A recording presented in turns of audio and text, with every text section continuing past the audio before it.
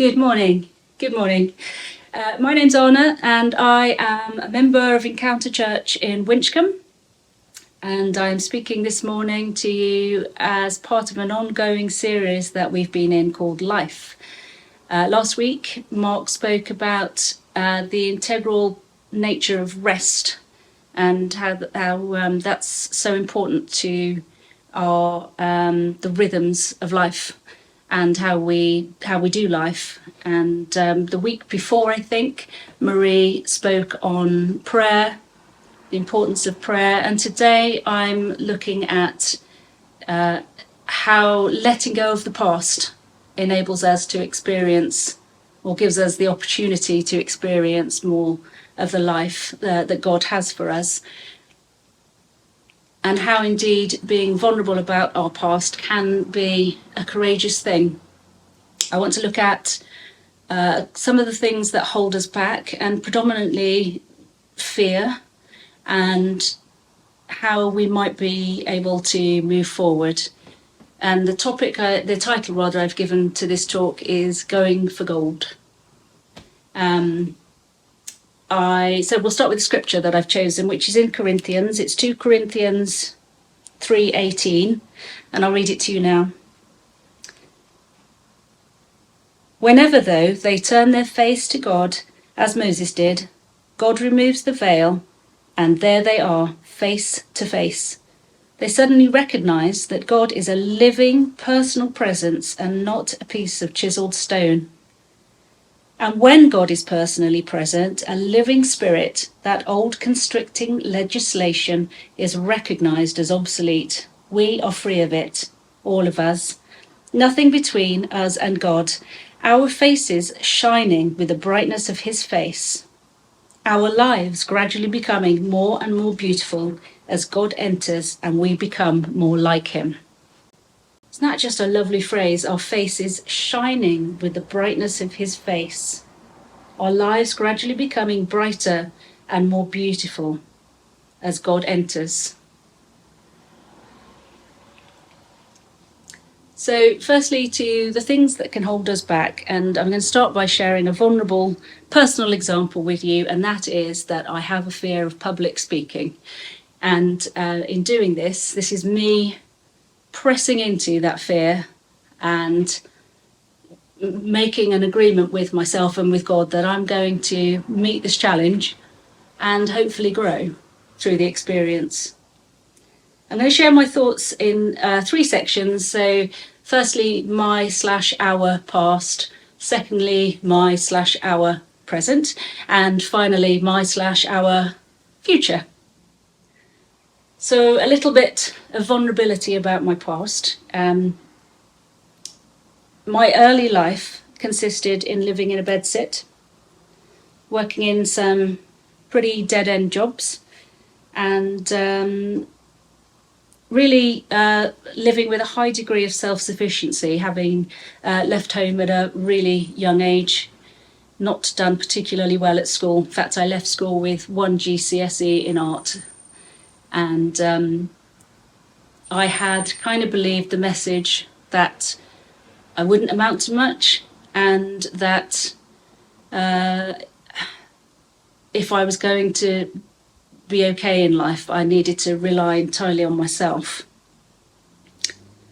So for probably 3 years, I worked these various jobs, and it was during one of those jobs, actually, working for a guy called Mervyn. And Mervyn, if you can picture this, it was about 6.5 foot tall. He had jet white hair and a flowing white beard, and I'm not making it up. And I was his assistant, and he basically saw in me something that he called out, and he said, Anna, you should go back to studying. You should go and go to university even. So I think over time I'd started to believe in myself more, and believed that I was capable of more, because through my work life I was always being given more responsibility, difficult things to manage, difficult people sometimes to manage, and so I think by that stage I'd thought, yes, do you know, I am capable of more than I'm doing, and so I made an agreement with myself that I would attempt to get to university. It took me 2 years of working and doing evening classes to get my A levels, and then finally applying to go to uni, and I was accepted. And when I left that job, Mervyn, the same guy, he gave me a cheque and said to me, "This is to go towards your future education. Spend it wisely." And I just think, wow, looking back, he was such a catalyst in me, making some really important changes in life. So 3 years after the fact, I had left university. I had a first class honours degree and had enrolled on a master's course, and no small thing, had given my life to Jesus. And through incidentally somebody on the same course as me who invited me along to an Alpha course, and the rest really is history. But suffice to say, that period in my life was incredibly transformative. So moving on to my / our present, there's no secret formula to experiencing more of God in our lives. That really sounds simple, but I think in some regards it is. It's literally about spending time with him each day, acknowledging his presence, and living in close relationship with him. And just as you would do with any person that you love and respect, you by spending time with them, you grow to be more like them. And the way we spend time with God is probably different for each of us, but the essential thing is that we spend time with him. The truth of who we are and the fullness we are striving for can be found when we continually abide in him. God keeps us moving into the purposes he's set before us. He causes us to expand and grow. The opposite of expansion is to live small, and that is not the life that God has for me or for you. Some weeks ago I was asked to give a prophetic word at a friend's wedding. As I spoke out what I felt God had given me for them, I felt the old familiar nerves kicking in and my hands were shaking, and it wasn't helped by the fact that I hadn't taken my reading glasses, so I'd had to call out to the congregation and ask to borrow a pair. And so these glasses were passed to me, and they belonged to an elderly gentleman, which was very kind of him. But it did mean that I could read what I had written, but I couldn't actually see the bride or groom. The lenses were so thick. But yes, I say this because when I sat down after reading to them, I felt quite deflated and frustrated with myself, because I felt like I'd fallen short of the mark.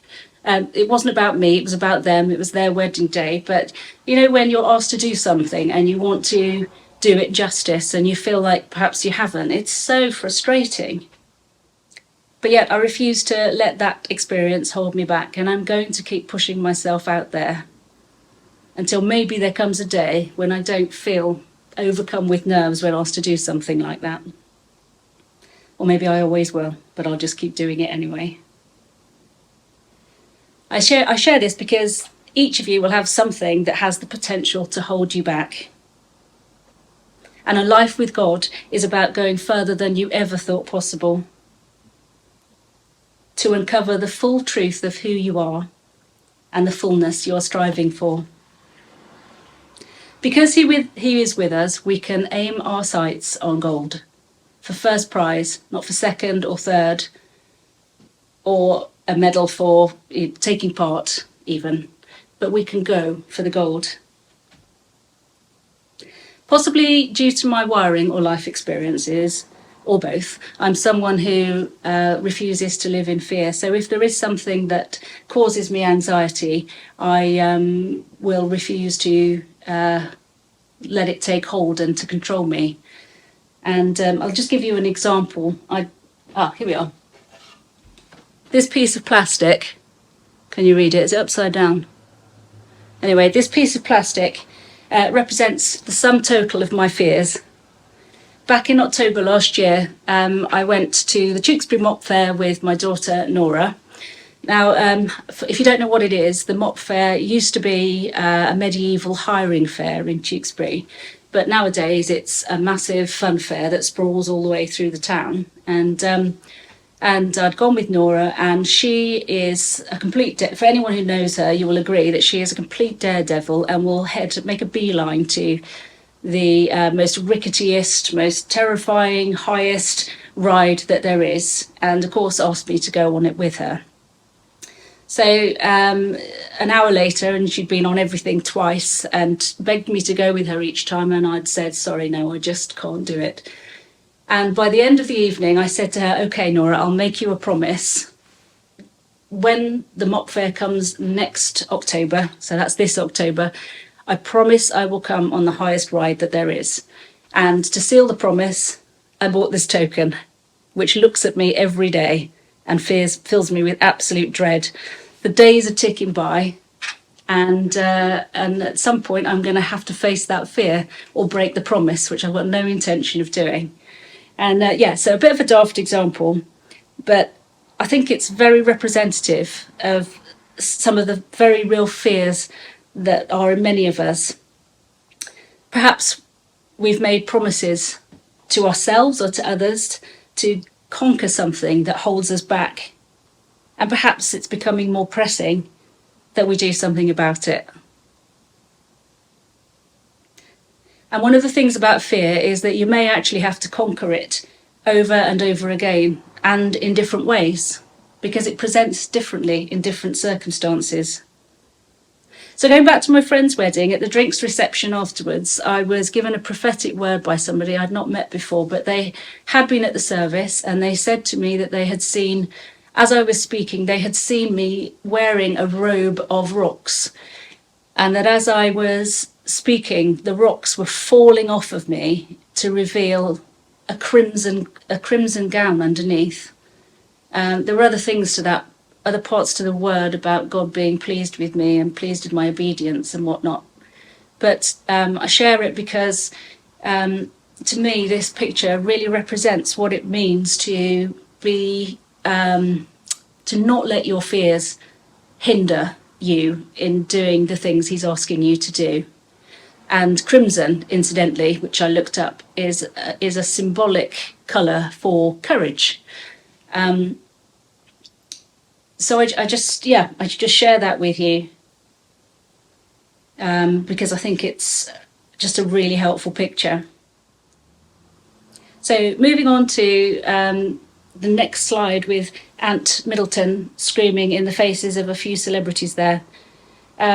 This slide's from the show Who Dares Wins, the Channel 4 show, where the contestants over a pretty intense period face challenges like jumping backwards into the sea, like climbing over a high ravine, or a ravine over climbing a high wire over a very deep ravine, like being put in confined spaces, and like actually having to share their personal backstories and vulnerabilities with the show hosts and others. Interestingly, they always give most airspace to the people with the biggest phobias.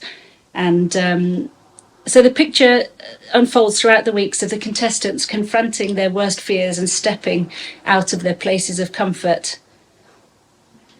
Tim and I, we watch it as a family, and we always agree that the most interesting parts of the show are when people are vulnerable enough to reveal bits of themselves and to give their explanations or reasons for being there and facing the challenges, the physical challenges that they're going through. So I was thinking about the title, Who Dares Wins, and I thought you could change that with God to Who Trusts Wins. Because some of the physical challenges faced by the contestants, I think, can be compared to our journey through life with God. That metaphorical rope bridge above a high ravine, where we're tempted to stay on the one side on solid ground, and yet we know that God's the other side of it, spurring us on. He's holding out his hands to us, and he's eager to celebrate our courage and our successes. And even if we trip and we're left hanging by the safety wire, dangling, he still celebrates. He still celebrates our courage. So I'm going to say the invitation to trust and to grow is a consistent one. And there will be pitfalls and stumbles along the way because we're human. Winston Churchill famously said, "Success is not final, failure is not fatal. It is the courage to continue that counts."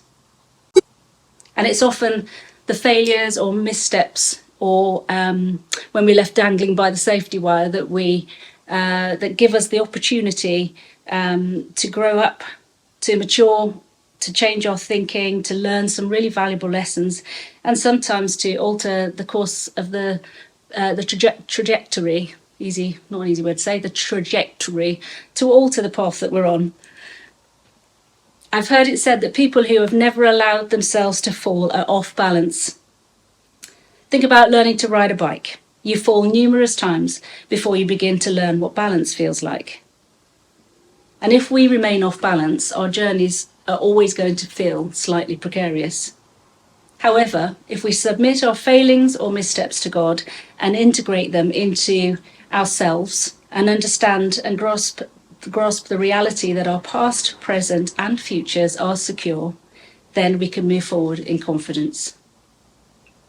And let's face it, every time we get back on the bike is an act of courage. Thomas Merton, who was a monk in the he was around from the early 1900s to the 1960s. And at some stage he wrote this: "We can spend our whole life climbing the ladder of success, only to find that when we reach the top, the ladder is leaning against the wrong wall." Perhaps sometimes it's necessary to stop climbing, maybe to rest for a while and recalibrate, and perhaps even to switch ladders, even though we're halfway up. And I know this can feel like a precarious thing to do, but perhaps it's necessary sometimes to switch the ladder in order to realign ourselves with the purposes that God has before us. See, God won't allow us to languidly climb the wrong ladder, and sometimes it takes a slip or a stumble or a misstep to embrace the possibility of change. M. Scott Peck, in his book, which I read years ago, The Road Less Travelled, he says, unless a failing happens, we will stay the path of least resistance. So our fear of failure can easily prevent us from taking a step of faith. But God is with us throughout every step and every misstep. So on to our future. In his letter to the Philippians, Paul tells them that there has never been the slightest doubt in my mind that God, who started this great work in you, would keep at it and bring it to a flourishing finish. There will be bits of us that he's working on all the time. So whilst it's good not to get hung up on the past, it's helpful to look back and see how far we have come, to recognise and celebrate the golden threads of God's handiwork throughout our journeys, and to let ourselves off the hook for not being perfect. So this fortune cookie I had a couple of weeks ago, this was what came out of it for me, which did make me laugh. Again, going forward, we can continue to read old report cards of ourselves, and sometimes others, if we're honest, or we can believe what God is speaking over us today in this very moment. Whilst writing this talk, I had a picture in my mind's eye of an old school blackboard, and yesterday's lesson had been rubbed away by the board rubber. But you know how you can still see remnants of bits of writing on the board. And my sense was that some people in the classroom were still looking looking at and scrutinising the little bits of chalk that were left behind from yesterday's lesson. And to me, that spoke of how we can get hung up on looking at the past, focusing on the past, instead of fixing our eyes, looking at what God is doing in the here and now, and what He has planned for us in the future. The slate is wiped clean. We're always told, time and again, throughout Scripture. And in my own life, I often have, when I need to hear this, I will have a picture of one of those old. I don't know if you can still buy them now, but as a child we had these things called an Etch-a-Sketch. And whenever it comes to mind, it is always to remind me that the slate is completely wiped clean. Completely, not just in part. And when they get a bit old or tired or broken, bits of the old aluminium behind the screen can get stuck, so it doesn't function. It doesn't completely, when you pull the slider along, it doesn't completely wipe the screen clean. And I feel like we can be like that in our journeys and in our view of our lives, that we can, instead of looking at the clean screen that God tells us we've got, we can be looking at the little bits of debris and getting fixated on those. And you know, just to say that although we can so easily fixate on our flaws and imperfections, that is not who God is, and that's not what He does. He has been weaving golden threads throughout our entire backstories. And then I had this phrase that I'll share with you, and it is that we are not just getting by with bits of old stories stuck to us. God tells us that whilst other people might look at the outward appearance, He does not make those kinds of judgments. He says, "To me, it is your heart that matters most." And still we scrutinise our lives. Like prospectors, instead of panning for gold, we're looking for all the gritty, ugly bits. We need to look for the gold that's placed in each of us. When I visit the Bailey's home, it's always a pleasure, and they're wonderful hosts, but I'm always astounded by the perfection of Mark's lawn. He keeps that lawn so incredibly well. It is a thing of perfection. But as any gardeners here will testify, gardening is not an exact science. There has to be room for unexpected outcomes, and sometimes things not going quite the way we had anticipated. So it is with the soul's journey. There's a quote that I read this morning, in fact, that says, "You get to the truth not by crafting the outcome. You get to the truth not by crafting the outcome." So kind of leaving room for the unexpected, the mystery, the sometimes unexplained, but trusting God anyway. So we're all works in progress, given to imperfections and navigating our way through. Take these homegrown veg.